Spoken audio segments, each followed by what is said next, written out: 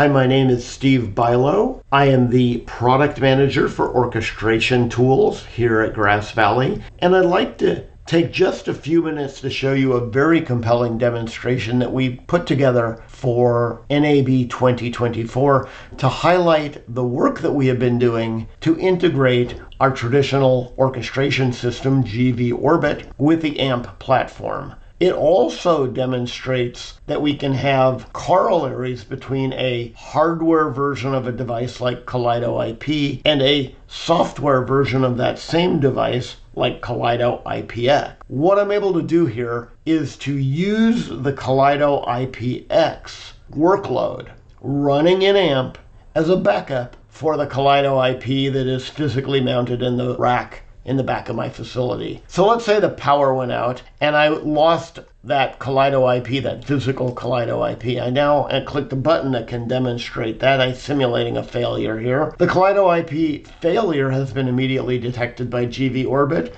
You can see the flow monitor, which represents my monitor wall down in the lower right, has gone blank for a few seconds.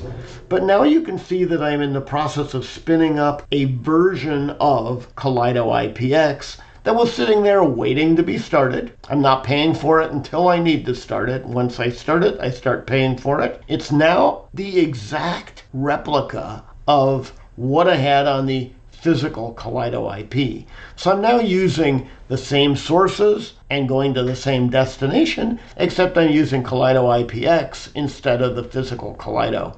This is a very cost-effective way of using AMP in conjunction with GV Orbit and Kaleido as a disaster recovery tool. So let's say I wanted to restore that Kaleido to its normal function.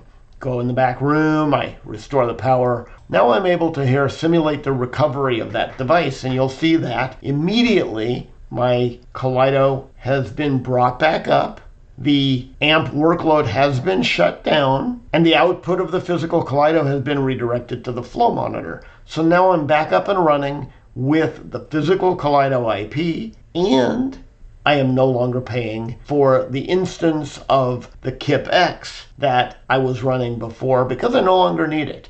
That can happen with a switcher, and it can happen with a lot of other devices that have corresponding AMP implementations of what would be physical devices. So I hope you understand why that is a compelling solution. It's a cost-effective solution, and it's a great example of how Grass Valley is working to integrate our orchestration tools, our multi-viewing tools, and AMP into real viable solutions for customers.